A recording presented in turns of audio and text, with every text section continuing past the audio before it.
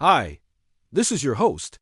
Humans have been around for about 300,000 years, but it's only in the last couple of million that we really started to make tools and use fire.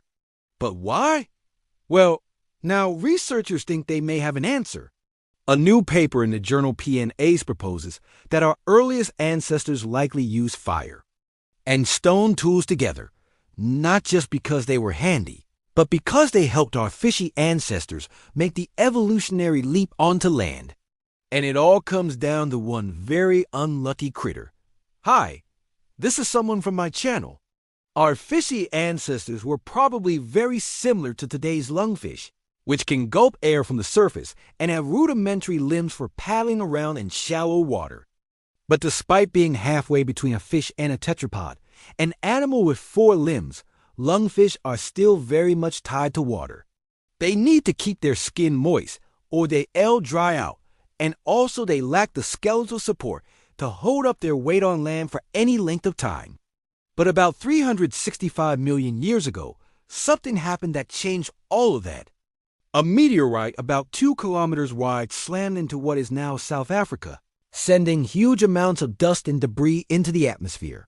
This blocked out the sun and caused global temperatures to plummet by 4 degrees Celsius, leading to a mass extinction that wiped out about 85% of all marine species. Suddenly, there was way less competition for food and more resources available for the first tetrapods. But life on land is tough. Early tetrapods needed both food and water to survive. So scientists hypothesized that they would have congregated around temporary pools and rivers where they could access both. And there would have been plenty of food there, too, because these pools would have attracted insects.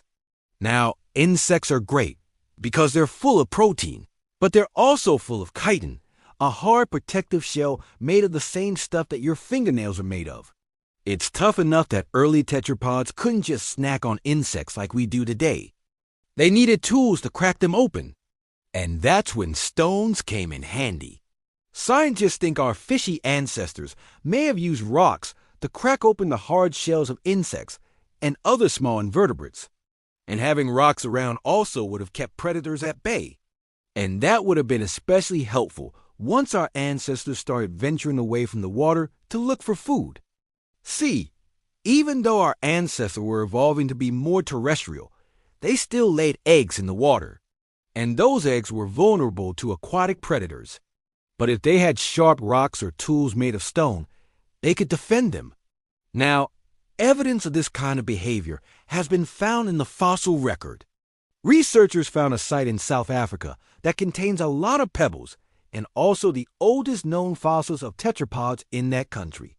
And in some areas of that site, the pebbles far outnumbered the tetrapod fossils, suggesting that the rocks were deliberately brought to the site. Plus, there are signs of them being used too. Some of the pebbles have grooves and scratches on them, and some have been split in half, just like you'd expect a rock that's been used to crack open shells would be. But rocks aren't the only evidence we have of our ancestors' ingenuity. Around the same time, 360 million years ago, someone, probably an early human ancestor, picked up a flint stone and struck another rock with it. And that wasn't just a lucky accident.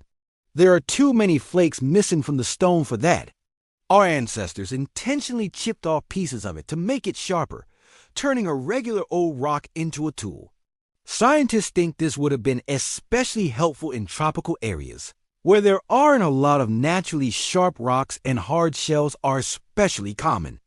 Making tools out of stone probably spread quickly because it's super easy to share ideas and tools when you read living in groups near each other.